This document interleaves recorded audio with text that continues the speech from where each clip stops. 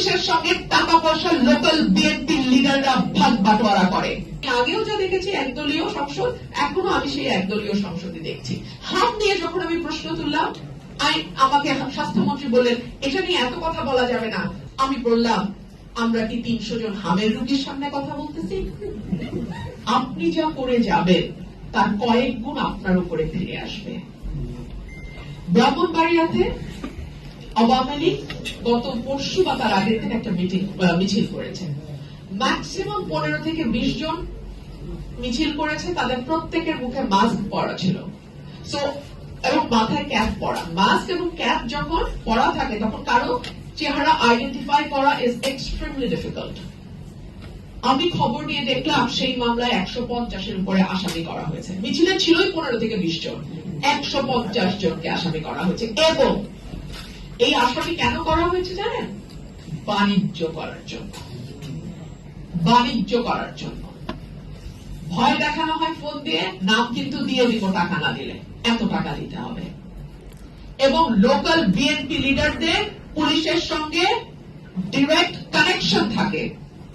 পুলিশের সঙ্গে টাকা পয়সা লোকাল বিএনপি লিডাররা ভাগ বাটোয়ারা করে কোন মামলায় কতজন আসামি দিবে, কিভাবে দিবে সেটা ঠিক করা হয়। বিএনপি যখন অপোজিশনে ছিল তখন গায়েবী মামলা দেয়, আমরা বলতাম গায়েবী মামলা, ঘোস্ট কেস। ঘটনা ঘটে নাই, আসামি যাকে করা হয়েছে সে উপস্থিত নাই, কিন্তু তার বিরুদ্ধে মামলা হয়ে গেছে। তারই ধারাবাহিকতা যদি এখনো চলতে থাকে তাহলে আর এই অভ্যুত্থানেরই বা দরকার কি ছিল? তাহলে আমরা কোন নতুন বাংলাদেশ, নতুন রাজনীতি, নতুন সমাজ, নতুন চিন্তা ইত্যাদি ইত্যাদি ইত্যাদি কথা বলি? একই তো ঘটনা, বরং আরো খারাপ ভাবে ঘটছে। তখন অন্তত বাণিজ্য শব্দটা শোনা যায় নাই, এখন বাণিজ্য যুক্ত হয়েছে ভুয়া মামলার সাথে। সংসদে কি নিয়ে আলোচনা হয়, কি নিয়ে হয় না, ভেরি ট্রু। আমরা দীর্ঘদিন একদলীয় শাসন দেখেছি, এখনো তার ধারাবাহিকতা চলছে। তখন বিএনপি জামাতকে খেলার মাঠের বাইরে রেখে একরকম ভাবে সংসদকে সাজানো হয়েছে, এখন আওয়ামী লীগ এবং বাম দলগুলোকে বাইরে রেখে আরেকভাবে সংসদকে চালানো হচ্ছে। This is all the same. আমি আগেও যা দেখেছি একদলীয় সংসদ, এখনো আমি সেই একদলীয় সংসদে দেখছি। এবং এটা আমি যেদিন সংসদে প্রথম যাই আমি বলেছিলাম। আমি দুঃখ পেয়েছি, আমি অবাক হয়েছি ট্রেড এগ্রিমেন্ট নিয়ে, আমেরিকার সাথে বাংলাদেশের ট্রেড এগ্রিমেন্ট নিয়ে আমি ছাড়া সংসদে আর একজন সংসদ সদস্য প্রশ্ন উত্থাপন করেন নাই। আমি যদি 5 জন সংসদ সদস্যকে পেতাম আমি একটা নোটিশ দিতে পারতাম স্পিকারের কাছে যে আমি এই বিষয়টার উপর আমরা সংসদ সদস্য 5 জন আলোচনার প্রস্তাব রাখছি। কিন্তু আমি 5 জন সংসদ সদস্যই পেলাম না। আমি তো নোটিশটাই দিতে পারলাম না, আমাকে পয়েন্ট অফ অর্ডারে দাঁড়িয়ে এই বিষয়ে কথা বলতে হলো। হাত নিয়ে যখন আমি প্রশ্ন তুললাম, আমাকে স্বাস্থ্যমন্ত্রী বললেন এটা নিয়ে এত কথা বলা যাবে না, ভয় পেয়ে যাবে, ভয় পেলে ইমিউনিটি নষ্ট হয়ে যায়। আমি বললাম আমরা কি 300 জন হামের রোগীর সামনে কথা বলতেছি?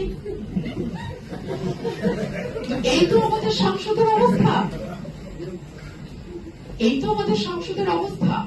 তেলের জন্য দীর্ঘ লাইন, সারা রাত ধরে গাড়ির ড্রাইভার আর মোটর বাইকের চালকরা লাইনে দাঁড়িয়ে থাকেন। যে মুহূর্তে দাম বাড়লো ওই মুহূর্তে তেল পাওয়া শুরু হলো। কি করে সম্ভব বলেন তো? তেলগুলো কই ছিল? ভাই, বাটপাড়ি তো একটা সীমা থাকে না? আপনারা সরকার যখন বাটপাড়ি করে, যে সরকারি হোক, এটা খুব মজা লাগে আমার, যে সরকার বালুর মধ্যে মুখ বুঝে মনে করে কেউ দেখে না, কেউ বুঝে না। না ভাই, মানুষ কিন্তু ড্যাম স্মার্ট। আর এখন প্রত্যেকের হাতে হাতে সেলফোন, এই ফোনে আপনি মুহূর্তে সারা বিশ্বের খবর পেয়ে যাবেন। সরকার যদি মনে করে তারা তথ্য লুকিয়ে বাটপাড়ি জারি রাখবে, তারা খুব ভুল করবে। এইভাবে আসলে চালানো যাবে না।